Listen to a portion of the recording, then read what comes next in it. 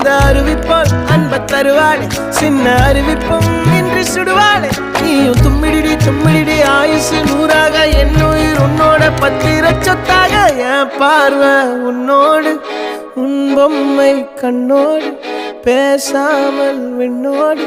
நாம் மிதந்து போவோம் காதாரா